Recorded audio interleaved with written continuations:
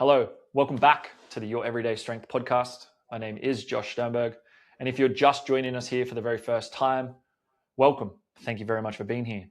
If you are returning, I don't even need to tell you guys by now, but thank you also for being here and thank you for tuning in every single week. Today's episode, if you are watching on YouTube, you can already see, but if you're not, we do have a guest with us today, is Mr. Travis Jones. I'll hand it over to him in a second. But I wanted to give like a little bit of a backstory as to why I picked Trav. And funnily enough, it's actually probably about 3 weeks off coming to my 8th year as a coach PT. And I first met Trav within about, I think it was like 4 months after I became a PT. Stumbled across him on Instagram way back in the day and have just followed him from then for as long as I can remember. We've had chats off and on over the years, and he's always just been someone that I've admired, and just getting to watch his progression throughout the years has been really fucking cool. So over to you, big boy. Give us an intro. Tell the people who you are, what you do, all the rest of it.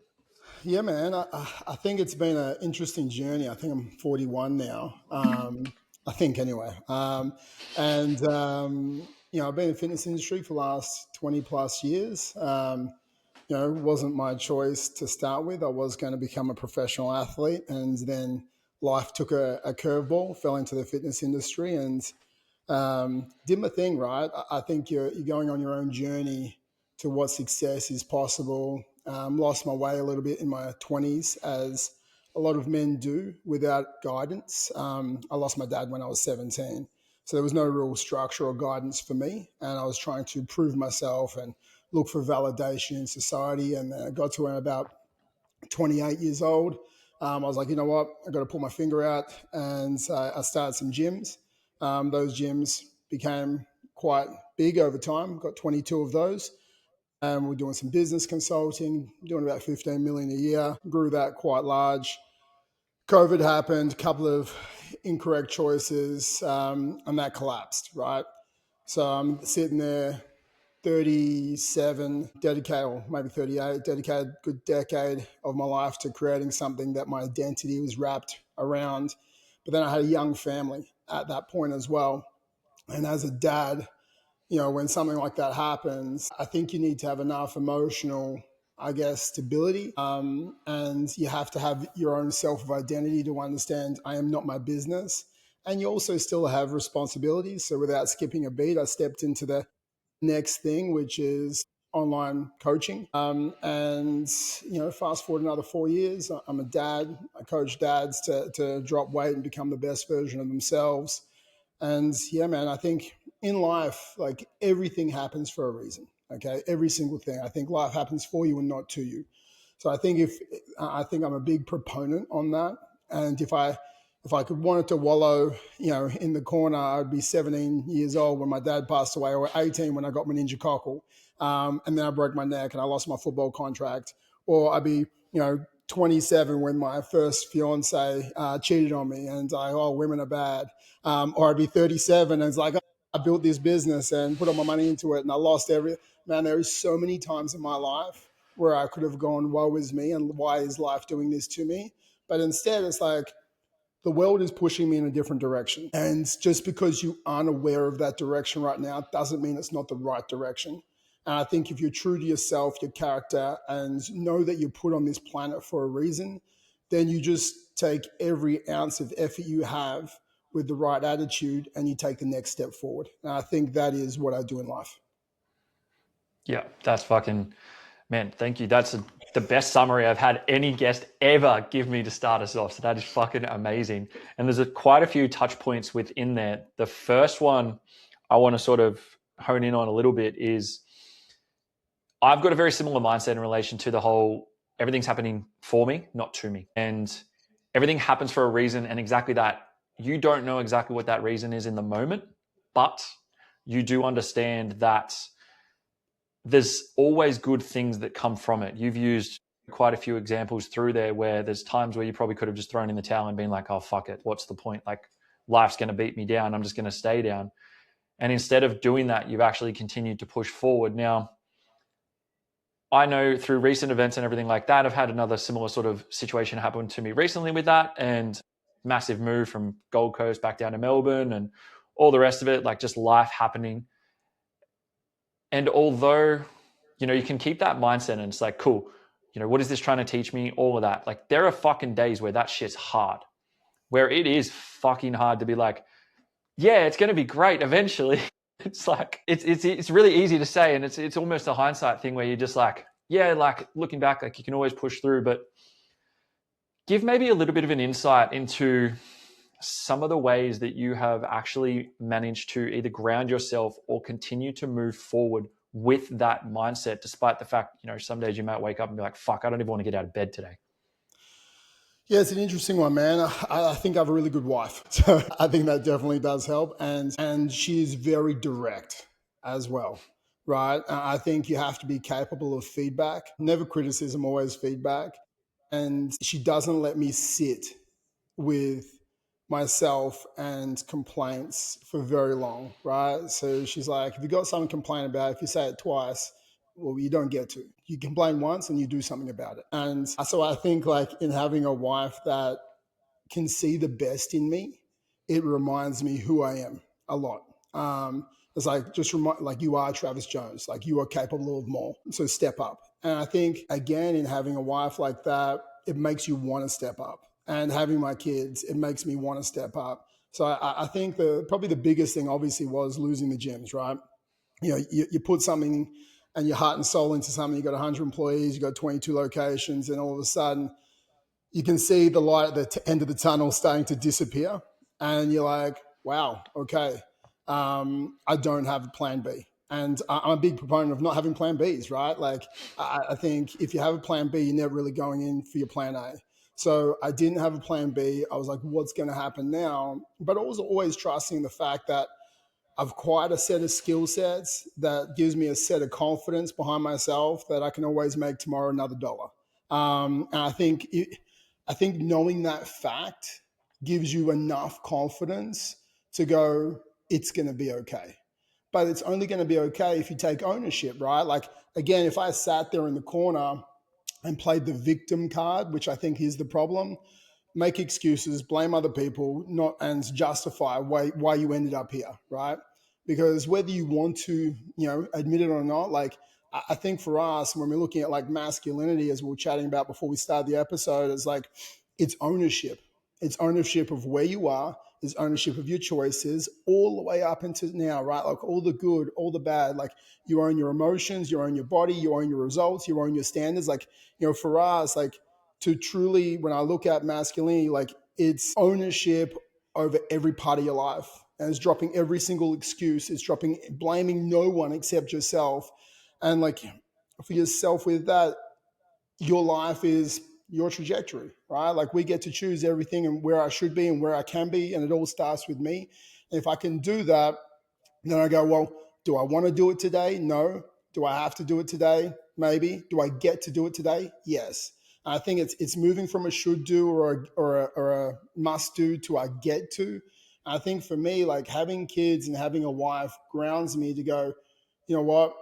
If my kids are having a bad day, like I want them to still step up. It's okay to have a bad day, but it doesn't mean you don't give you 100% of the capacity you have of that day.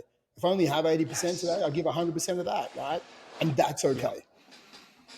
Yeah, that's fucking that sentence in itself is something that I've definitely spoken about before in terms of your every single day is not going to be 100% your fucking best that you can possibly show up. But if you only have 60, 70, 80% and you still give that amount of effort, you've given 100% of your possible capacity on that day. And it's so fucking interesting because a lot of the things that you're talking about, like with relation to like ownership over everything, and you are the person who is in control, good, bad, indifferent, no matter what has happened in your life, you can control the outcome. And people may not want to believe that. And I think it comes from years of fucking doing the thing and proving to yourself you can do that. But B, also understanding that, the old saying, nobody's coming to save you. No one else is going to come and do the fucking work for you. No one else is going to pick you up off the floor and be like, come on, we're going to go now. Like you've mentioned your wife and having that support network and your kids, having that base and that amount of grounding around you. I can only imagine. I'm not married. I don't have kids. I have a dog, but that's about it. I can only imagine the level that actually continues to actually take you to, because it's now no longer about yourself. And you probably have seen it, and we'll touch on it in a second a little bit further, with the rise of, online coaching, the social media fucking plague, I'll call it, all of it. There's a lot of coaches coming out now, and it's all very ego driven. It's all very much around, your vanity metrics and what looks good, what does this, what, et cetera, et cetera. There's not a lot of ownership, and there's not a lot of leadership coming through with these people, because it's fucking, you jump on Instagram now, you record a couple videos, you're a coach. That's it. That's all it fucking takes. Whereas, back in the day when you first started, there was none of that shit. I know you fucking probably hustled for years on the gym floor. I think when I started, right, I remember, I've started many times. I lived in Canada and I knew no one. I had to make money, and I was engaged to another female at the time. And it was the first and pretty much only time I ever had a job at Good Life. And I'd started a boot camp, and then I got fired because my business was competing with a corporate global 120 gyms or whatever it was. And I was like, all right, appreciate that. And I had a flip cam. Like, there was no iPhones, right, back then that had video cameras. So you buy this like flip cam video thing that you'd have to plug into your laptop. You're doing like these videos, and then you try and edit it on some crappy video editing software and do YouTube. I was like, man, everything was so much harder, right? And I remember I did like this kind of walking billboard strategy. I'd walk the shops. I got kicked out of like 3 different shops. So I'd walk up to people asking if they would do like 21-day transformation for me. All they would have to do is complete it and then refer a friend at the end of it. I think I walk up to like 500 people. I got kicked out of one mall, went to another mall to try and grow this business. I think now it's so easy to become a coach, which is completely fine, but there's a lack of depth. And also, I think there's a lack of resilience with that. While it's easy for them to become a coach, it's easy for them to fall out and not become a coach. There was no hard road to get there. And it doesn't mean you always have to grind it out. But I think when you pay a price to get somewhere, you've got more resilience when you become that, and you'll stick it out. And when you get punched in the face, you can take a couple of knocks before you go, maybe this isn't for me. I think the way I got to where I was like the most unorthodox route known to man, and copped so many punches, which created so much resilience. You just must win. I think, from living my first gym for a year when I moved back to Australia to, growing them, I think there's the strategies. I think what Tony Robbins says it best. It's like, it's not a lack of resources, it's a lack of resourcefulness, which stops people from achieving their success. And I think there is a lack of resourcefulness now. Yeah. Well, nowadays, you don't really need to do much. You don't need to go and canvas the shops. You don't need to go. I remember when I first started as a PT, exactly that. I was in a fucking small little local gym. I got these flyers made up, and I did letterbox drops to every single house in the neighborhood for the first month. I got a fucking lot of calls telling me to fuck off, and a lot of messages telling me to get, jog on and all the rest of it. But it's those rejections, and it's understanding that, like, you actually have to walk up to a physical fucking person, be like, hey, do you come and get trained by me? Yep. You don't need that nowadays. And I don't hate it, because I am fully online now, and I love that aspect of things, and it offers incredible flexibility. But having the years of rejection, or like not even like cold calling the fucking call lists from the gym, walking the gym floor, chatting to everyone and anyone you could possibly talk to, just to build rapport, and understanding that person that you speak to right there, they may not be the person that signs up, but they might know someone who will. Or they might turn around and be like, oh man, I've actually been speaking to one of the PTs at the gym. He seems like a great bloke. He might be able to help you. And the amount of times I've had that happen, where that may not be the person I've spoken to, but they refer a friend or a family member or something like that. And it always comes back to that ability to get fucking rejected, get punched in the face, as you said, keep moving forward, and understanding that, like, the connection that you make is everything. The impression you leave on those people is fucking everything. And I'm sure that, like, you found that yourself over your career. Yeah, I think, and you can't connect the dots moving forward. You can only ever connect the dots looking backwards. And I think that's the key thing as well, how everything comes into line. But I think we don't need rejection anymore. Like, I've never been on a dating app. I can only assume now you swipe left or right and you find a mate. It Um, sucks. It and fucking sucks. you don't have to walk up to a girl in a bar, right?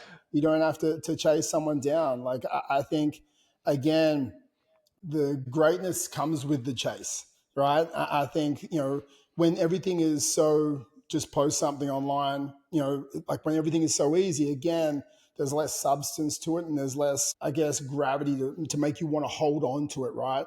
I think that's the thing. It's like, oh, I'll just do the next thing. I think the problem with most guys at the moment with why they get a bit lost is they don't even understand the game they're playing anymore. And if we look at life and we look at leadership, I think it is just a game. But if you don't know how to put runs on the scoreboard and you don't know what the scoreboard is, you don't know how to play the game. And then all of a sudden you wake up 10 years later, you're fat, broke, and you don't have a partner. And you're like, what happened? And it's like, well, you never played the game. Like you were like an NPC. You were a non-player character. When, the life rewards the main characters. So the main characters score the runs. The main characters understand if they win the week. The main characters then have goal pursuit to win the year. And then they create iterations, right? Did I win or lose? And if I lost, what is my skill set deficit to actually close the gap so I can start winning? And I think the biggest problem is not understanding the game and how to post runs. I think that's the problem. Yeah. I think that comes down to not so much. I think it's definitely in an age where masculinity and that whole terminology is, I'm not going to say frowned upon, but it's definitely at a point where it is made to seem like a negative, and it's a negative connotation in a lot of conversations. And I definitely believe there's two sides of the coin. There is absolutely aspects of it that I can understand why people have the negative thoughts around it, but I also believe that modern masculinity and the way in which it needs to be perceived is so different from the way it is at the moment, because true masculinity comes from, it's controlled aggression, it's emotional regulation, it's an ability to understand that there is things greater than you in this world. Yourself, for example, you've obviously got a wife and kids. I guarantee right now that there's very few days nowadays where you wake up and you're like, I don't want to do this. It's like, fuck that. Like, I'm an example for my kids. I'm the man of the house. I'm leading forward. And, as you said, if you stumble a little bit, you've got your wife there. She fucking tells you to get up and keep it moving forward. And you don't really have much of a choice at that point. But it's exactly that. Like you've said, posting wins, stacking wins on the board. And that is years of just doing the fucking thing. And that's where a lot of people lose track because, as you said, they don't know how to play the game because they don't even know what the fucking rules are. Yeah, I think when you start stacking so many losses, right, I believe like we can touch back on the masculinity and how it's emotional strength, not suppression. But I think like to understand where guys get so lost is I believe there's a spectrum between like self-belief on the right-hand side and self-doubt on the left. And if we think like true self-belief is confidence, right, for someone to achieve something. And then we go so far on self-doubt, then we drop into hopelessness, right? I just give up. Right. We resign to the fact that I'm going to be a fat, broke guy. I'm destined for nothing. Why does this happen to me? Right. I think sometimes if you do get stuck, then you reach out for support, right? You get an online coach, whatever it is. If you're stuck in health, if you're stuck in wealth, you get some form of business coach or, financial manager. But I think when you're trying to dabble, and I think this is the problem, so many guys will always have plan B, C, D, E, F, right? And we're dabbling in trying to improve. And when we dabble in something, we don't truly commit. We like try a little bit and we're like, it didn't really work. Now we're -2 in self-doubt. We try a little bit again, didn't really work. Now we're -3. And over time, we look at this in health a lot. It's like guys just keep trying to do the same different diets over and over again, and they stack up to a -10. And I coach a lot of guys 45, 50 years old, and they're so far in self-doubt, they're nearly into hopelessness or helplessness, where they're like, this is just who I am. I was like, no, dude, it's not. And we have to actually go, you just didn't understand how to score the runs, right? We need to start stacking wins to get you to a +1, +2. We need to get you a +10. All of a sudden, you're 10, 15 kilos down. You understand the game. We have confidence, right? So if you understand, okay, for me to win health, like if we just make it super clear, right? It's like if I track my nutrition, if I do my training and I do my steps, like each day, make it super simple, right? 1 point, 1 point, 1 point, 3 points to win the day. For me, if I score above 24 points a week, I'm building momentum. With momentum comes motivation. With motivation comes self-belief. Then comes confidence, right? Business, man. 5 leads, 1 sale, like maybe it's 1 piece of content, right? 3 wins a day, bam, bam, bam, 3 points, 24 points above, I'm winning in business. Relationship, phone away after 7:30, like 1 activity with my kids every single day. Gratitude with my partner, 3 points, bang. It's like if I'm getting a 9-point day, I'm winning as a dad, right? It's a game, right? It's very simple. Like, and I understand the score that I'm scoring today. It doesn't mean I get a 9-point day every day, but fuck, I will never miss 2 days in a row, right? That is the rule of life, right? Like James Clear, never miss 2 days in a row, dude. And I need to score a minimum of like 18 points a week in each of my categories to go, I'm a good businessman, I'm a good in my health, and I am a good partner and dad. And that means I am stacking the wins and I understand the game and how to post runs on the scoreboard. And I will, over time, doing this with consistency, win the game. Fucking oath. It's that all or nothing mindset that obviously derails a lot of people. And there's so much power in the little things. As you said, from a training perspective, track your nutrition, do your sessions, hit your steps, done. That's a fucking easy thing to win every single day. And it's taking that and the spectrum you use there where you were kind of talking about how it leads from doing the small things and then that leads to that self-belief. It's something I'm such a big fucking teacher in, is like, and quite literally 2 weeks ago, one of the podcast episodes I did was, never lose 2 days in a row. Not every day is going to be perfect, and that's okay. Sometimes there is external events that happen, but you wake up the next day and you take control over what happened that day, okay? I missed my steps because it was raining. Check the radar. It's going to be raining this afternoon. I'm going to get my steps a little bit earlier this morning. I'm going to go to the fucking gym and get on the treadmill. There's so many ways with which you can actually control the outcome. And as you said, once people start to sort of almost solidify their identity around, well, I'm not that guy who does those things, or I'm not that guy who does this. You probably weren't that guy at one point. I definitely wasn't that fucking guy at one point. Like, I would have just packed it in and been like, fuck, whatever, who cares? But I'm fucking here 8 years later in an industry that has a lifespan of 6 months on average, doing the fucking thing. And I've been able to do that and help people for years, as you have yourself. And it's always the people who've been at it for such a long time always have the same message. Stack your wins, build your momentum. That's how you find self-belief. And everybody's trying to always find the trick for motivation and the trick for this. It's like, I've never been more motivated in my fucking life than when I was stacking the wins daily, showing up as the person I said I was going to be, and building that self-belief. Self-belief leads to motivation because you're like, fuck yeah, this feeling's sick. I want to go and do that next morning. I'm getting up to go do my steps. I'm getting out to go play with the kids. Like, now you're building habits for yourself, but you're also building a life and these outlooks for your kids as well that shows them.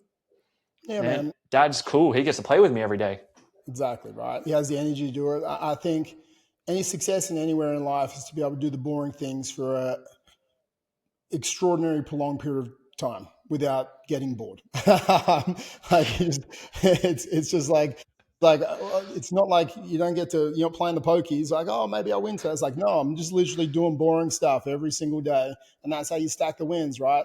You tell your partner you love her. You're putting the trash out, right? You're sitting with your kid while he's doing training every day, the same training. Like I'm doing the same sales calls, whatever it is, right? It's like you're doing the same thing for a prolonged period of time to create this undeniable stacking of truth that you will win. It's inevitable for you to win. I think that's where we look at it. I think as a dad, I think the big thing is my kids will never follow what you say, they follow what you do. Okay? So that is how kids work, right? You can't clean your room. You should not eat ice cream. Dad, you just had 16 fucking beers, mate. Like, come on. I'm trying to cope with my day with some ice cream. You're coping with the beers. So it's like, yeah. I think for us, like, if we want our kids to be great and, for a dad, right? The only man, I think I saw this quote the other day. It's like, the only other man I want on this planet to do better than me is the one that is my child, right? I'm happy for other men to be great, right? But I don't want them to be better than me, except I want my sons to be better than me, right? Because that is my job. And for them to be better than me, I know that they will surpass the things that I have achieved. How do I do that? Well, I have to set a rack of standards, right? They understand how to live. My kids are 11 and 8. They talk about protein. They love to do training. They are smart as hell. Like they obsess. Like not one of them obsesses about goals, right? Like he wants to play, professional football. So we look at the standards again. He's 11 years old. Okay, what are the standards of a professional footballer at your age? They train 12 hours a week. Well, if you want to become a professional footballer, you train 12 hours a week. Do you want to do that? Yes. Okay, fantastic. As soon as you don't want to do that and you want to change your dream, then we'll change the standards. But if you want this dream, I will find one-on-one coaches. I will make more money. I'll put you in the rooms that help you because this is your dream. And as a dad, my goal is until you can facilitate your dream, for me to help facilitate your dream until you say no. And that's okay, right? But he put in the work. He'll do he's like wakes up before, like we drive an hour to school. He wakes up at like 5:45, 5:30 in the morning, does his training before school. He does his training after school. He has his one-on-one coaches on the weekend.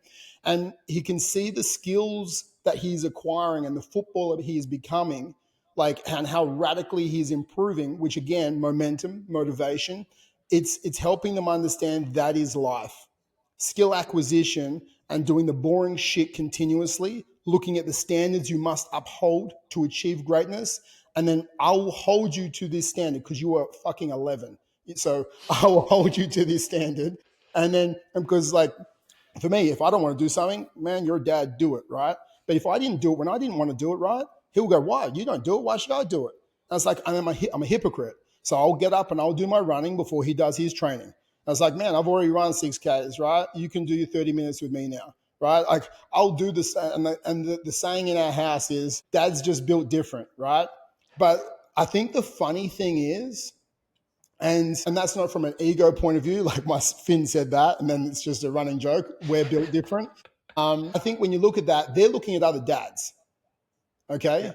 And they're like, he's built different to other dads. One, he's there with us, training us. Two, he's there with us, showing discipline for himself. Three, he doesn't make excuses. Like he shows up, and because kids spell love Time, right? Time, right? He gives us time. He gives us focus. He shows discipline. He leads the way. They just follow in my footsteps, right? So they see what other dads do, and they're like, "Dad is built different." And for me, I want to be built different, just like my dad, because little boys want to be like their dads. And whether Yeah. you are setting a good example or a bad example, they will be just like you. I think that's the crazy thing, man. Yeah. No, you're exactly right. And I know, like, this is obviously just from an outsider's perspective. As I said, I don't have kids. One of my biggest goals in life, all I really want in my life is to become a father. That is quite literally, that's it for me. That's going to be the end game. That's where I'm going to be the happiest, is when that finally happens. And the way in which you're talking and the way in which I've interacted with a lot of fathers who are successful in business, successful in training, and successful in life isn't always necessarily the money in the bank or all of these other things, but it's they're showing up for their kids. They're there at every single sporting event. They're able to pick their kids up and drop them off. They're able to be there and actually show them, like, oh, dad's not just working and we never get to see him, but we get these cool things. It's like, okay, I could guarantee your son who's 11, who's, he wouldn't want to fucking get up every single morning if you were never there. If you had to Yeah. be at work by 5 a.m. and he never saw you until 7, he's like, well, why would I get up and train? Because he's not even going to be here anyway to see it. And I absolutely understand, obviously, everyone has different upbringings, and the way we're taught to interact with the world is so different from generation after generation after generation. But having that ability to lead by example, and I think you nailed it in the sense of saying, like, if you don't want to continue to pursue this, we will find other standards. Because you then also see the other end of the spectrum where it's like, as a dad's, right? They live vicariously through their kids. Oh, I'm putting in all this time, effort, and energy to have the money to pay for these things. So you're going to fucking do it. And that's it. And then it's like, that kid's going to hate the sport or probably end up Exactly. resenting you as a father. But having that ability to teach them the way and then allow them to pick their path, I think is fucking incredible. And then absolutely allowing them to pursue it to their best advantage. giving them the advantage to pursue that is insane. I fucking admire that so much. That's, yeah, it's one of I the think reasons I wanted to get you on for this. Yeah, man. But I think also as parents now, like, and then also we say it to ourselves, and this is when with health and fitness, oh, I've been so good like this week. Now I'll justify not training today, having the extra beers, eating the pizza, all the rest of it, right? Like there's this all or nothing mentality. And I think as parents, it's like, oh, son, you're so good. Like, if he's not good, you don't have to tell him he's really good, right? Like that's okay also. It's like, I Yeah. love you.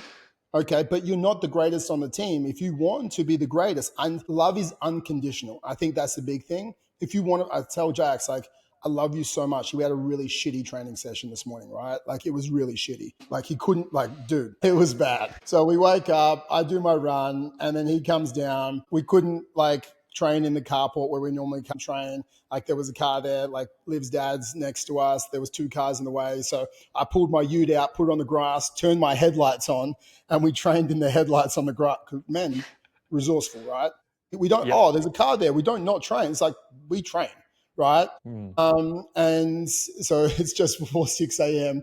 And we normally do like juggling, then we do like wall ball passes, then we do skills. And it's like we do this over about 30, 40 minutes, right? And before he moves from juggling, he has to hit 100 juggles, right? So it's like kicking the ball up like in the air. And it's only counted is if you get 10 in a row. Okay. So it has to get a minimum of 10, lots of 10, right? If he gets an 18, all the rest of it, right? We didn't, and there's a part 2 to the work training, and there's a part 3. We got 100 juggles. We got it at the 30-minute mark. It took us 30 minutes this morning to get 100 juggles in. He was getting pissed off. He was getting sad. He was getting frustrated with himself. I was like, dude, it's okay, right? And then after the session, he like sat there. He's like, I'm sorry. I was like, dude, you have nothing to be sorry about. Everyone has a bad day. Everyone has a bad moment. He's like, oh, it's such a bad day. I was like, no, is this a bad day or a bad moment? Because it's just a bad moment, right? Like the moment doesn't dictate the rest of your day. You have soccer training after school. That could be great. You have a whole day of school today, right? That's going to be great. You're going to see your friends. That's going to be great. You're allowed to have bad moments, but we don't allow those bad moments to turn to bad days, to turn to bad weeks. I love you, whether you train, whether you don't train, whether you do anything. The love is unconditional. You never have to say sorry to me for having a bad moment, okay? All I want from you is to be present. Tell me what you're going through, and I'll support you to the next moment. I'm the bridge between your moments because you don't have the emotional intelligence at the moment to close that gap between those moments. And he was like, he had a little cry for a second. I gave him a cuddle, and I think it's okay always to just sit, allow yourself, when we're looking at masculinity, right? Emotional strength, okay? So it's like you need to feel the emotions, and then you need to go, does this emotion serve me moving forward? And he's like, oh, I'm just crap. I was like, are you crap? So let's look at the data, right? Are you crap, or did you have a crap training session? He's like, oh, I'm crap. I was like, did you get 100 juggles yesterday morning? Yes. Did you get asked to play now up in the under 13s, even though you run under 12? Yes. Okay. Did you hit the 100 juggles the day before? Yes. Okay. Fantastic. So the data says you're not crap. Are you crap? Yes or no? I'm not crap. Okay. So did you have a crap training session, or are you crap? He's like, I had a crap training session. I'm like, fantastic. Because we don't want to catastrophize bad moments, right? And even in the bad moment, we can feel, that was crap and I feel shit. Okay, do I want to leave this energy and this emotion here, or does it serve me for the rest of my day? Does it serve you, Jax? No, it doesn't. All right, let's leave this energy here. Let's get change, move into the next moment, shift our energy, and that's how we take on the rest of today. And he's like, thanks, Dad, I love you, moves on, right? So I think, again, when we look at this, emotional strength is, there's the external locus of control, the outside world, right? There's our internal locus of control, our feelings and our justifications on everything's going on. We have to feel those feelings, ask, do they serve us right now? And then with our bandwidth on emotional stamina, choose the next best emotion to take me into the next moment in life. Yes. That in itself, that emotional bandwidth thing, I think is something that a lot of people don't get taught, they don't think about, they don't understand, because you're very often told, well, you can't be angry, you have to be happy. You can't be sad, you have to be stoked. It's like there's only two ends that they're teaching. And it's like, that's not the fucking case. It's like, as you said, right? Did you have a crappy training session? Okay, cool. It is what it is. But what's the next emotion in that line? It may not be fucking, you're not ecstatic, but you could be okay. You could be just like, you could just be normal. Like there's so many different ways to look at it. With this, like the way in which you're talking and how you've sort of explaining and articulating everything, how did you learn this stuff yourself? Was it through being a father, or was it just, where has all of this sort of come from? Because it's just not a common thing for a lot of guys these days to know and be taught. And I'm sure you see it all the time working with the dads that you work with. I see it all the time. Where have you learned a majority of this stuff from? Oh man, I'm obsessive compulsive, right? Like I'm probably ADHD, like 100%, right? And that's okay, right? I always believe ADHD is a superpower that has massive addictive personality. Quite, I don't drink alcohol, I don't take drugs. I did both, and like you have an addictive personality, and we seek dopamine constantly, right? So it's like knowing my character. It's like I just need to find. I'm addicted to fitness. Okay, that is my addiction. That's okay. Because that is a positive. Like no one like goes, oh, really? Like hated that workout. It made me a worse person. 100%. They have said that about alcohol. I'm never going to drink again. I've heard that a lot of times. I regret what I did at that Christmas party. But no one. I regretted doing that. No, you didn't regret doing it, right? Like you don't regret the positive addictions. So I think for me, like it's understanding my personality traits. It's going, okay, if I'm an addictive personality and I want to understand this, what are the top books? What are the top people? And I'll go down rabbit holes like 7 books deep. I understand that topic now. And then I'll go, I want to understand this. And I'll just like go down rabbit holes of podcasts, of buying courses or whatever it is. And it's like, I think I get obsessed with knowledge. And I think even more so as a dad, right? Yeah, for myself, you like, yeah, I want to be successful and all the rest of it. But as a dad, I get even more obsessed with knowledge on how the world needs more men and less boys, right? The world is filled with 40-year-old boys and they never became men, right? They're emotionally unstable. They don't have an emotional stamina. They cope with food and alcohol rather than having crucial conversations. They don't understand stress. Viktor Frankl, talks about I'll bastardize his quote, but it's like, anyone can do anything to me, but I will choose my own way in any given circumstance, or I will choose the emotion to choose my own way in any given circumstance. I think so much of the world is like a man will pause. He will expand the gap between stimulus and response and choose his own way. A boy does not have the ability to expand that gap. So he has default responses that are normally emotional. A man will look at it, step back, feel the emotion, then ask, what is my next best step in a logical framework? And then that's how he will take his step. So for me, if I want to raise men and not boys, I need to teach them emotional stamina. And like there's the quote as well, right? It's like, it's better to be a warrior in the garden than a gardener in the war. It's like I want to raise warriors that has the emotional bandwidth and stay in the garden. But if they need to go to war, they fucking can, right? I think that's what and Jordan Peterson says as well, exactly the same thing, right? It's like for us, like we want to build like we don't want more harmless men. We want dangerous men. They have the capacity within inside their character traits and their virtue to then control that the danger or I guess that fight inside them, and they choose when to let it out. And I think that is again men choose when to let it out. Toxic masculinity, they're just grown boys who don't know how to choose when to let it out. That's just constant, like in your face, right? As like there's toxic masculinity, there is boys who are 40 years old, and then there is masculine men. So they have the power of standards, they have the power of confidence, they have the power of courage. Courage is having crucial conversations. That is masculine, right? To have hard conversations, even when you don't want to, right? They have the power to provide and protect for their family, but they choose, when do I step into protection mode? and I have the power to choose the right emotion. You just walk like I've been in fights. I've also walked away from more fights than I've been in to tenfold, right? Like, but sometimes you can't walk away. Do I want to raise a boy who then becomes a man who can actually protect his family? Fuck, yes, I do.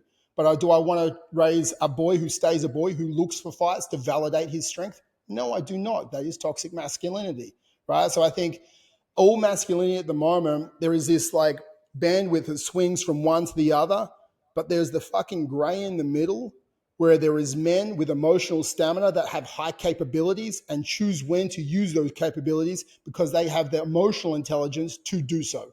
And that is for us as adults and as parents to raise those men, right? It's that last quote before I go off on my tangent. I No, you're think good. it's like strong men create good times create weak men create like weak times. Like Yep, we, yep. we are coming into weak times, right? Over the next decade, next 2 decades, we are coming into weak times. We've had it fucking good, okay? Mm. Our parents had it good. Like as society, I believe we are about to be punched in the face, right? So is my job to create strong men to then bring us back into strong times because we're going to need strong men over the next decade more than ever. And if we don't need kids that go, yeah, you're the best on the field. Oh, here's your participation trophy. It's like life is very soon about to give out participation trophies for coming 8th place, right? Like it is, they need standards. I think for us, the reality is we need to raise men, show them standards, tell them when they're not living to those standards, and understand values. So values contain those standards. I think that's what raises us to instead of having grown boys to grown men. Yeah, it's fucking, honestly, you said apologize about the tangent. Man, that's fucking perfect because you've nailed it. Like, we know as a society, we're headed down a path. It's a path at the moment that's not looking very positive in comparison to how it has been over many, many, many years. And finding that ability to have the fire within you, and you quoted Peterson and a few other people within there. One of the things I've been reading a lot at the moment is I found a lot of, the self-help books and all the gurus and all that. They all have a tendency to come back to the very same core values, core beliefs, core aspects that all stem from your ancient philosophers, from your Marcus Aurelius's, from your Senecas, from Plato, from all of that. And I've found myself going back and just reading those. Because at the end of the day, 90% of what's out there nowadays is just interpretations of what was there from how many thousands of years ago. I've got Meditations by Marcus Aurelius 100%. sitting right there. And he talks about the same thing. It's like, it's your choice whether to be offended or not. It's your choice whether words affect you. It's your choice as to how you get up and how you attack your day. It's your choice if you're anxious. If you're anxious, it's in your mind.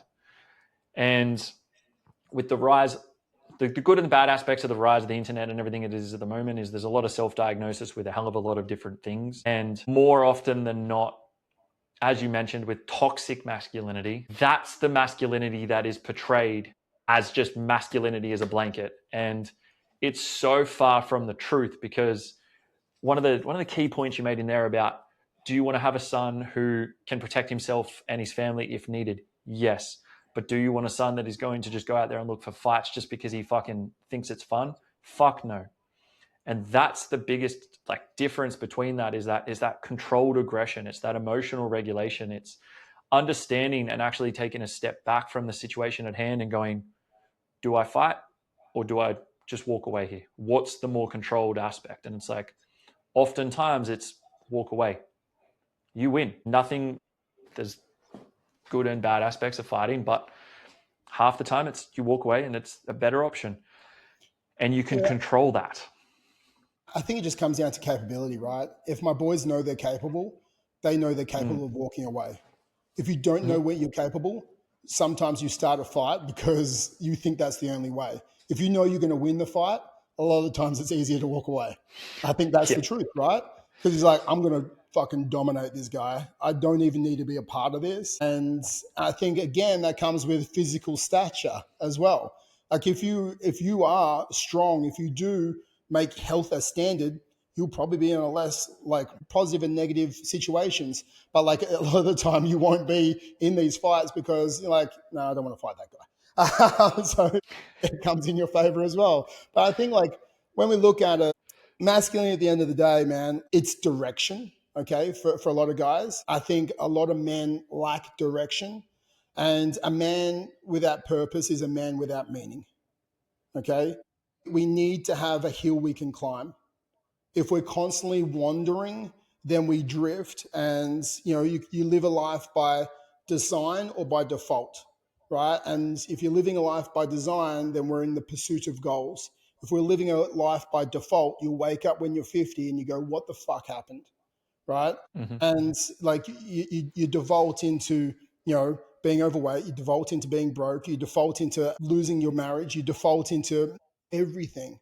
Like you default so far, or you design. All right. It doesn't mean you're always going to win, man. I've lost, right? I told you at the start. But when I do lose, I can still take ownership.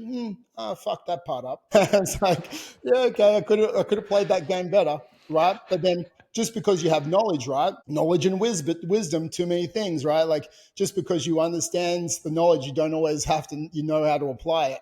Once you go through a punch in the face, you're like, I know how to apply that knowledge now, and that's wisdom. Okay, so I think you got to take punches in the face. And I think like that's not a bad thing. I think that allows you to move forward. But I think masculinity gives direction. It gives you standards. It gives you goals to achieve. It gives you metrics for yourself. I think like the standards help you chase forward. And if you aren't building something, you're slowly deteriorating. And I think that's what defaulting into life really is. And again, when I look at this, I think if anyone is stuck out there, then you need to create an alter ego. Okay. So if I throw the can down the road, 12 months from now, there is a version, and if we're looking at Marvel Universe, right? If we're looking at the Marvel Universe and there's other, worlds living on separate planes and there's different versions of us, like I believe that like in 12 months from now, I can be 15 kilos overweight. I believe in 12 months from now, I can be running a marathon sub 3 hours. I believe in 12 months from now, I could, be the best in the world at high rocks, right? Like there's so many versions of me in health, right? There's so many versions of me as a dad. There's so many versions of me as a business owner. Now, for me and my beliefs and my pursuit of goals, where is the 10 out of 10 version of me, which means I'm sustaining 10 out of 10 over the three main roles in my life, right? Health, work, relational, right? So where these align, okay, the 10 out of 10 version of me is capable of these health targets, is capable of these business targets, and is this man here. I was like, okay, who is he and what are his standards? What are his character traits? Okay, what are his virtues? Those standards, how do they come into behaviors? Now I've designed it and like, what is his life? What does his day look like? What does his day fucking not look like? Right? Like, what does he let himself get away with? Right? What does he own? I've created a blueprint of a man for me 1 year from now who is the 10 out of 10 version of me. He is my alter ego, right? Now, we're trying to, instead of chasing results, which this is the problem with men, they chase results and they take the old them into the new strategy. The old you with the old standards, with the old self-belief, with the old fucking shit, right? You take it into a new strategy, you fucked the strategy already. Because the old you sabotaged, the old you justified, the old you made excuses, the old you blamed, the old you didn't even own the shit why he's where he is right where he is right now, right? You need to start acting as the new you. You need a new identity. So we need to act as if we are the 10 out of 10 version of us, that alter ego right now. We act as if we are him and we become him, right? We don't pursue 10-kilo weight loss. We pursue the man we're capable of being. And then the 10-kilo weight loss is a byproduct. And in a year time, like we're always just jumping one rung. In a year's time, I design the next 12 months. What is he capable of? I'm only ever chasing the guy 1 year down the road from me. That's who I don't give a fuck about anyone else in the world, right? I care about him because if I show up as him, I'm showing my boys resilience. I'm showing my boys discipline. I'm showing my boys what's possible. So they know what's possible. And I feel like as dads, again, I'm 41, we aren't out. We're still chasing goals, but our pursuit of goals now is to show our kids what is truly possible. I think that's why we pursue goals now. I don't pursue goals for me. I pursue goals to show them, right? Fuck, dad's like, I had my appendix out 2 years ago, 2 weeks before an ultra marathon, right? And I was like, I'll still crack it. I won't run as fast. And I was like, if it starts hurting, so I got out of hospital 7 days after my appendix, or 5 days. And the next week we went and did the ultra, 42 Ks in. I was like, I call it. I was like, I ran a marathon 2 weeks out of my, and like, fuck, dad, you're crazy. And the next year I did a staff, and I did the 62 Ks. They're like, dad, fuck. It's not about doing dumb stuff, right? And I would say I've done a bit of dumb stuff, but it's like, it's understanding your capabilities, reaching that limit and pulling back. And then this year I fucking did it and ran the ultra sub 6 minute Ks for 64 Ks, right? Or whatever it was, 65 Ks. And they're like, dad doesn't let shit stop him. He understands what's possible. He understands that shit will happen, but it's how you handle that matters most. Yep. I think that's what I try and teach my boys. I get punched in the face with business. I get punched in the face, and they understand. I'll tell them the truth. Dad, man, we lost our gyms, right? That doesn't mean you don't start again, right? So they've seen me at 38 start a brand new company, get that to success, and send them to private school, send them on holiday. They've seen it in real time, failure and reinvention. They've seen me fail in health and reinvention. They've seen me show up consistently as a fucking dad no matter what, during failure and reinvention. The one truth that never unwavers is how I show up for them. I am always here no matter what, because boys need consistency, right? So I think with that, they need to understand that just because and I think it's good, in real time, if you do get punched in the face, it's how you take those punches, right? It's always good to have good character and good values and good standards when you're winning. How does dad live when he's taken a loss? That's character. Means more than, honestly, I 100%. And within what you said there, one of my biggest sayings that I say to people all the time, especially clients and things like that, I'm always saying, like, you need to show up today as the person you want to be tomorrow. Like, how does that person show up? And even I did an episode at the start of this year that was essentially talking about, like, it's not just about setting goals. Goals are great. They're a fucking great benchmark to use, but it's how does the person who has achieved those goals show up? How does that person show up every single day? How do they show up when things are going well? How do they show up when things are going fucking poorly? How do they interact with the world? What is it that they do that you need to change about what you're doing right now? Find that and do that fucking thing. And it might just be the most small, minor change every single day. And you look back in 12 months and you're like, holy fuck, I'm a different person. But you've become the person you were always going to become in one of those alternate universes, because very easily you could pack it in and be like, oh, that's a pretty big goal, or that's this, or that's, oh, it's a bit hard to overcome that, how I'm showing up now. But that in itself, like, yeah, too many people go, okay, well, if I want to lose 10 kilos, well, that's actually pretty hard. But it's not. Break it down. How does the person who's lost 10 kilos show up? Well, they track their sleep, they track their food, they do their 3 to 4 gym sessions a week. Done. How does the fucking man who's making $1 million a year, how does he show up in his businesses? How does he show up in this? It's like, break it down. This is how you fucking do it. And exactly that. It's not just about who you are when you're winning, but it's actually who you are when you're not winning that matters most. And that's true character. And having that, the virtuous pursuit of always trying to continue to show up as that person. Yeah, I can't remember who, damn it. One of the guys, he was one of the psychologists, 50s, 60s, I think it was. I think it just comes down to, it's like, what one can be, one must be. And that's it, right? So it's like, my happiness comes by closing the gap between where I am and what my capabilities are on this planet. So what one can be, one must be. And I want my kids to understand what they can become, they must become, because that's what this earth needs. Yeah, I fucking love that. Honestly, my man, I think that is actually the perfect way to wrap up this conversation, because with this potty, I've always wanted to open the expenditure of great conversations, but then also some actionable steps that people can take away. And I think you've provided both of those tenfold. So firstly, do you want to give yourself a bit of a plug? Where can people find you? Where are you at? All the rest of it? Yeah, Travis Jones Fit on Instagram. I'm sure there's a couple of underscores in that. You can go to fit-dad.club. Like, you'll find me, man. Like, look at Travis Jones. You probably see some dude who's playing football. That's not me. Like, gridiron in America or something like that. Travis Jones Fit, the Fit Dads Club, and yeah, man, I'm around.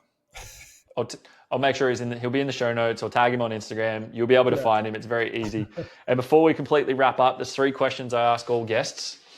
So first one, if you could tell your younger self one thing, what would it be? You're enough. Perfect. Easy. I love that. That's fucking mint. Second, favorite animal? Tiger. Okay. Tell me why.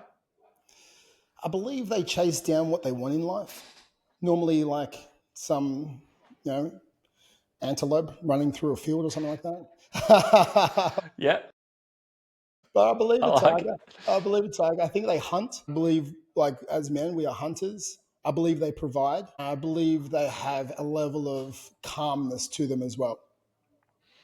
Yeah, that controlled aggression.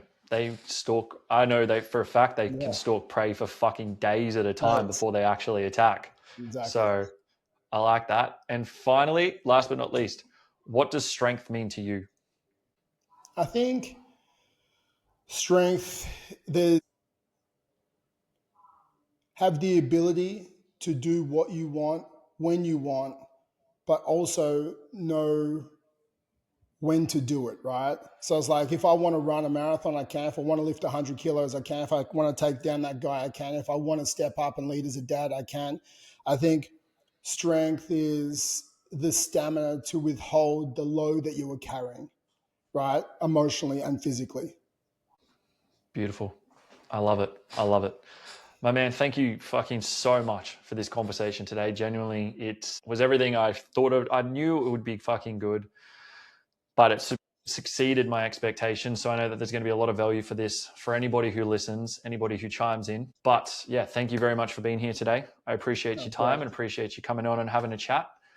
For everybody else, thank you very much for listening in today. If you have questions, queries, comments, either find Trav on Instagram or anywhere that you can find him, or send me a message and we can connect. Beyond that, I hope you all have a beautiful day and an even better week. Cheers, mate.